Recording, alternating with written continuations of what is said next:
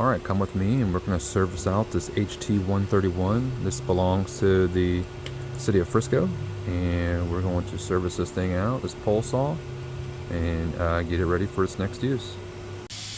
Alright, so we're going to extract all the gas out of it and suck out all the debris and make sure the tank is nice and cleared out. So that's what we're doing here. You just want to get all the debris and all the gas out of it because we want fresh, good, clean fuel in that bad boy.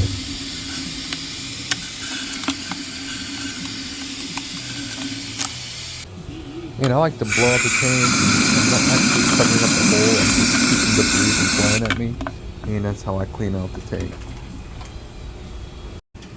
Now we got the fuel out. We blew out the tank to where there's no debris. Now we'll change the fill filter. You can make a hook like this, stick it in there, and grab that fuel line, pull it up to the top here.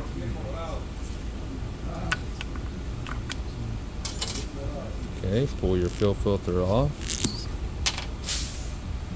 stick a new one on.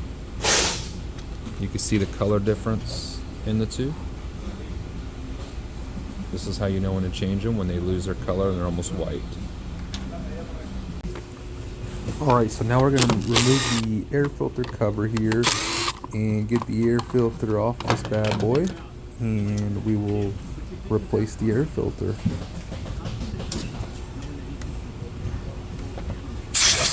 And blow out the housing so there's no debris left in there from the debris from the air filter. And I like to just kind of blow off the housing and the carburetor for the most part, but you don't have to do that, but it's up to you. I just have to clean that area off, and we're going to install the new air filter in this bad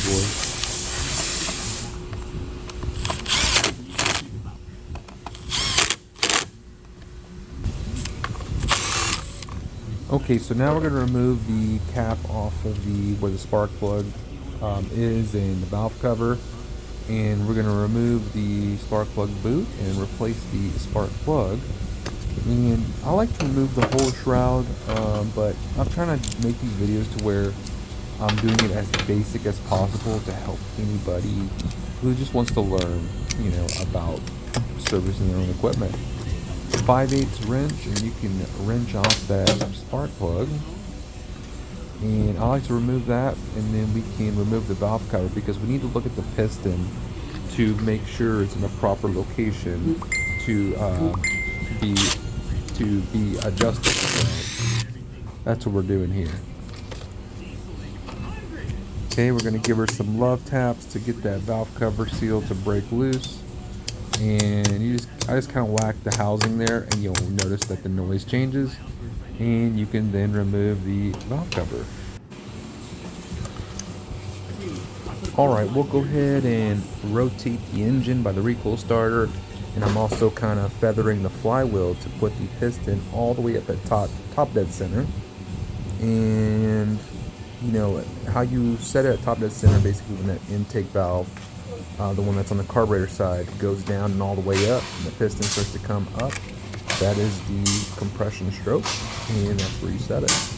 8mm wrench and a feeler gauge will help you with adjusting those valves. Alright, we'll go ahead and throw the valve cover back on since those things are adjusted. The screw is going to go back in here, and yep, that's all she wrote. Put the spark plug back in it now. I'm replacing the spark plug because I'm doing a maintenance on this machine. And once you go to tighten the spark plug, what I like to do is, once I feel it get tight, I do another half turn or 2 quarter turns of tightness, and that's basically the perfect torquing of the spark plug.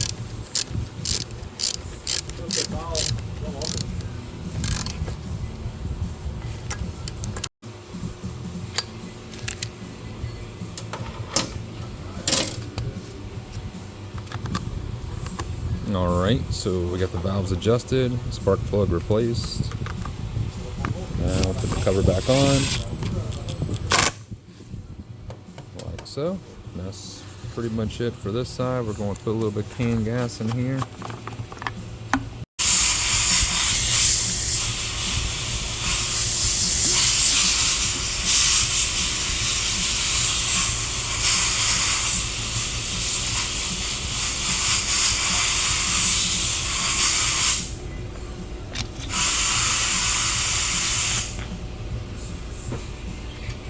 Alright, we'll go ahead and put the cap back on, and then we will move on to the spark arrestor. So these don't normally get clogged. I rarely have to service these, but we're going to go ahead and check it and clean it anyways because this is a maintenance service. So this one is just a smaller torque screw that you use sometimes on Stihl equipment. I forget what size it is, but it's just a smaller version. And then use some pliers to pull out the spark arrestor. And as you can see, it's pretty clean, but I'm going to go ahead and service it anyways. So this is how I servicing the torch. Get the thing nice and hot, and then I blow it out with some compressed air. Boom, and as you can see, clean as a whistle. And then we'll get this bad boy back installed.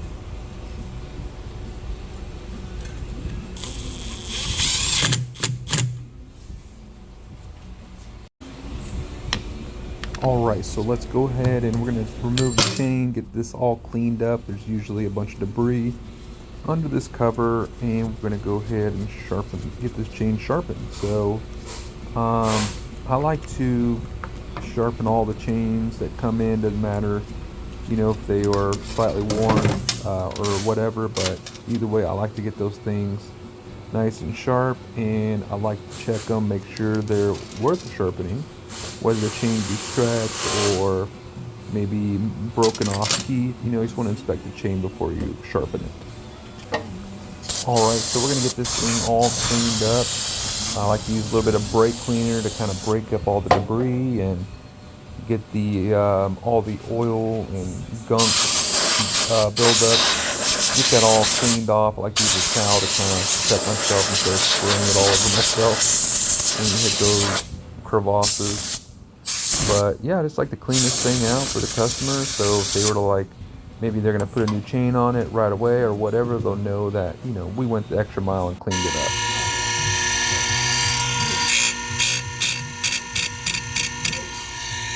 Hard to do it with one hand, but that's how I sharpen chains.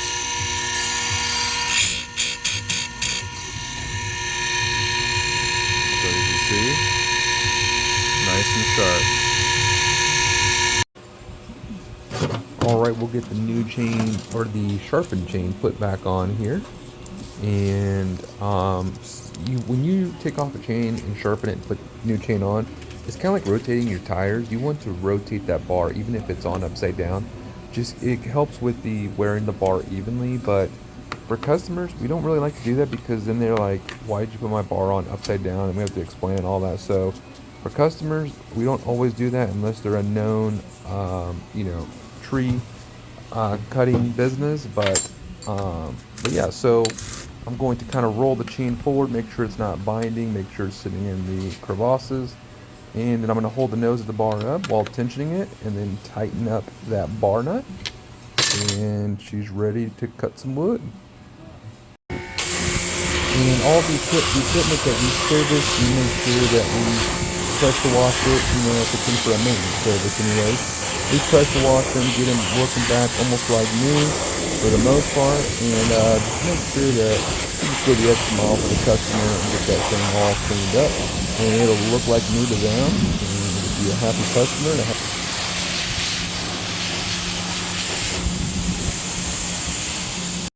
Alright, that's all she wrote. She's ready to go cut some trees.